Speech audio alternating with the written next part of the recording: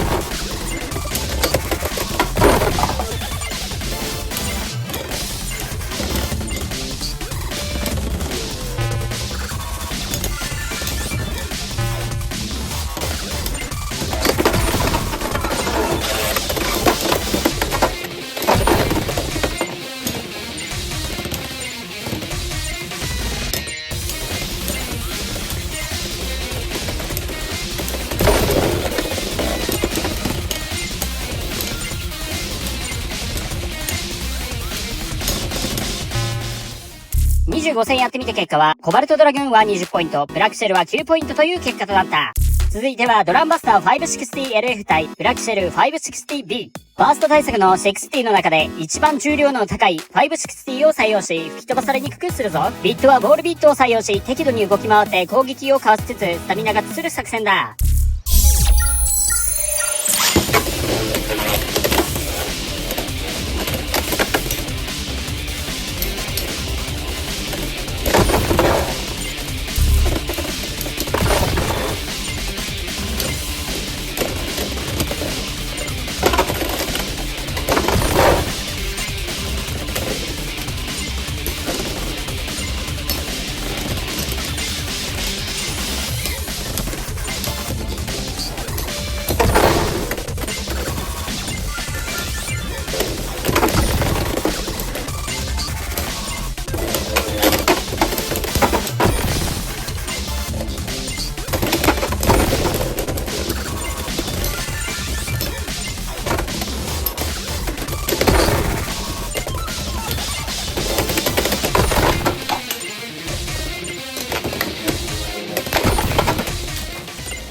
25戦やってみた結果はドランバスターは23ポイント、ブラックシェルは14ポイントという結果だった。続いてはフェニックスウィング 160T 対ブラックシェル 160O。 フェニックス対ロットの試合ではバースト力はそこまで高くなかったためブラックシェルにはボールビットではなくオーブビットを採用し傾きやすさは上がってしまうが持久力をさらに上げて対抗していくぞ。ラチェットは以前の検証で判明した持久力が一番高い160を採用しフェニックスの攻撃に耐え切っていく作戦だ。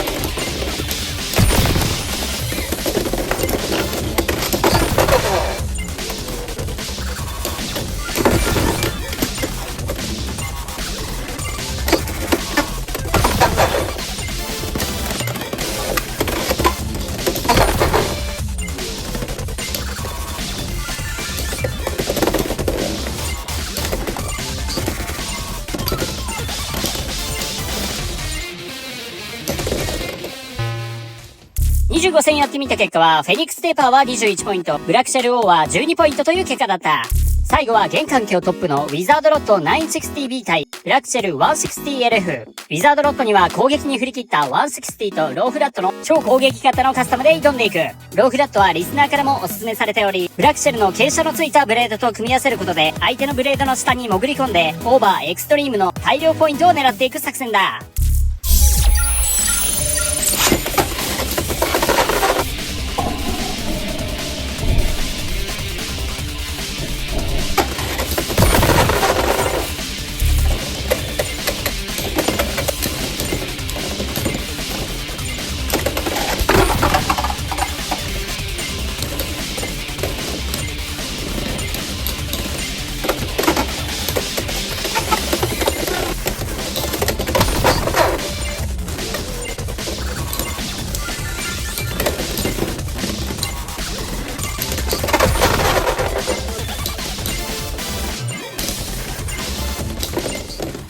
100戦やってみた結果は、対ドラグーンでは9ポイント、対ドランバスターでは14ポイント、対フェニックスは12ポイント、対ロッドボールでは11ポイントという結果で、対策して挑んだが全試合惨敗という結果だった。まずドラグーン戦は持久力が高いサイクロンビットと、体勢を崩すことに優れたドラグーンとの組み合わせは強力で、まさかのスタミナで惨敗してしまった。しかしドラグーンサイクロン対ロッドボールでは5回発生したオーバー数を2回に抑えられたので、ドットビットのディフェンス力はまあまあ高いのかもしれない。次のドランバスター戦は、ベイブレード X 界最強の攻撃力の前では攻撃をいなし切ることはできず、多くのオーバーとバーストを取られてしまった。さらにスタミナでは余裕がつかと思いきや、4回のスピン負けとスピンフィニッシュを取れてもフラフラの場面が多く、ローフラット相手にこのレベルではスタミナカスタムは絶望できたと感じてしまった。次のフェニックス戦は、さすが最高の持久力を持つ 160O。外重心のフェニックスの粘り強いテーパーカスタムに対し、ほぼ互角のスピンフィニッシュ数を獲得することができた。誤算だったのが5回も発生したバースト負けで、ブラックシェルの小さなブレードでは160の大きな突起を守りきれなかったのかもしれない。